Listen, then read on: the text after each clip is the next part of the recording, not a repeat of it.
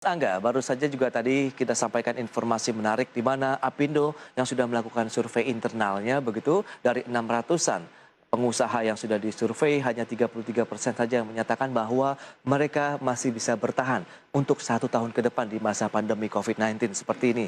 Berarti 66%-nya ini tidak bisa bertahan dalam 1 tahun. Nah, bagaimana sektor real ini akankah bisa memberikan dampak juga terhadap market di pasar modal?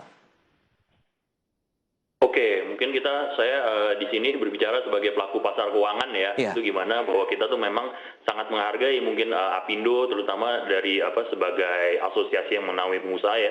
Ini kan memang adalah fundamental dari pasar keuangan itu memang sektor realnya sendiri gitu kan yang oke. mencerminkan kayak ekonomi gitu ya. Tentu survei seperti ini mungkin kita harus yang dalam pengertian saya sih ketika saya baca ini mengasumsikan keadaan tidak membaik ya dalam 1 tahun ke depan gitu ya. Ini kan sebenarnya yang sama-sama kita harapkan tidak terjadi gitu ya ini ya. Betul. Karena tentu kita berharap dengan program vaksinasi sekarang sudah mulai berjalan, Yes. lalu juga pemerintah juga terus mengeluarkan bantuan gitu ya. Ini kan kita berharap tentu keadaan akan membaik ya sehingga tidak terjadi hal yang mungkin dalam survei ini melihat ke depan gitu akan banyak pengusaha yang tidak mampu bertahan.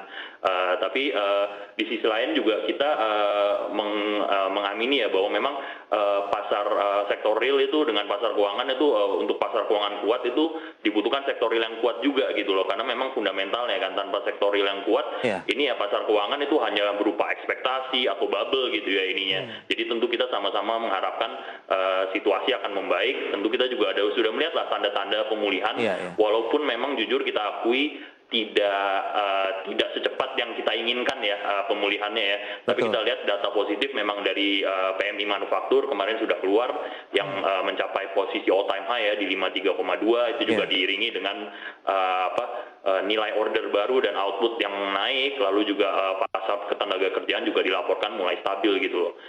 Ini tentu kita akan sama-sama berharap ke depan akan situasi terus membaik sehingga pengusaha-pengusaha juga di sektor real juga bisa tetap bertahan gitu loh ini ya.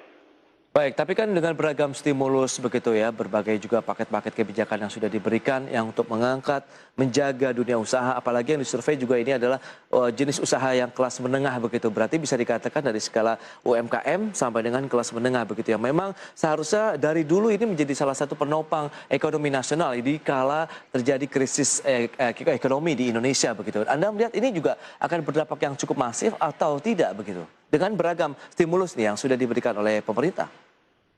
Oke, kita lihat sih memang sudah mulai terlihat ya sejak tahun lalu kan sudah digulirkan ya program pemulihan ekonomi nasional. Tapi memang mungkin sekali lagi kalau misalkan memang masih ada kekhawatiran gitu loh dari kalangan pengusaha antara lain yang disampaikan melalui Apindo ini, mungkin pemerintah juga bisa menjadi perhatian pemerintah juga gitu. Baik. Apakah satu stimulusnya dari segi jumlah itu sudah cukup atau kedua sudah dari segi sasarannya sudah tepat sasaran atau belum?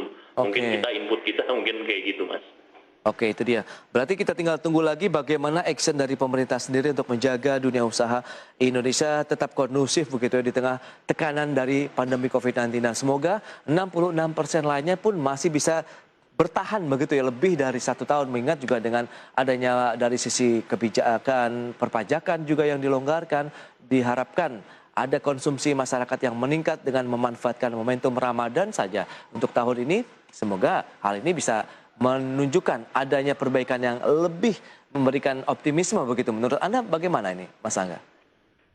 Oke, kita sih tentu masih memandang optimis ya ke depan ya Mas ya, terutama ya tadi sudah disebutkan dari segi pajak, lalu ada pengurangan lah kemarin dari untuk mobil baru atau untuk kepemilikan rumah gitu ya. Dari sisi lain juga dari bantuan pemerintah, bantuan PEN ya untuk UMKM, lalu disalurkan juga berupa restrukturisasi utang ya melalui perbankan. Itu kita melihat sih memang sudah mulai menunjukkan hasil ya.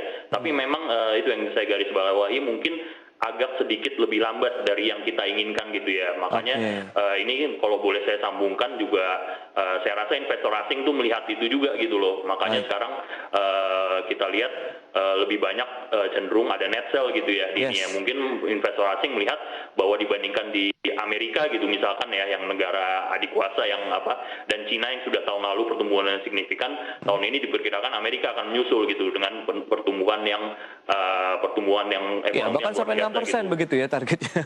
Iya, kita masih sedikit ketinggalan lah. Kita kan sekitar di 4,5 sampai 5% ya.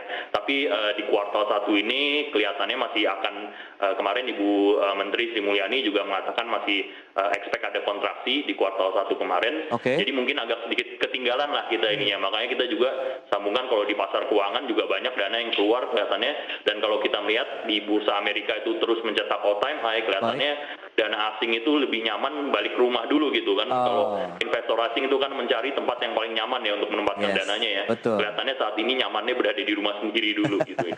Dan ini nampaknya juga akan masih terus berlanjut ya dengan kondisi perbaikan ekonomi di Amerika Serikat, karena ditunjukkan dengan penurunan dari imbal hasil dari US Treasury sendiri untuk tenor benchmark di sana begitu ya Mas Angga ya.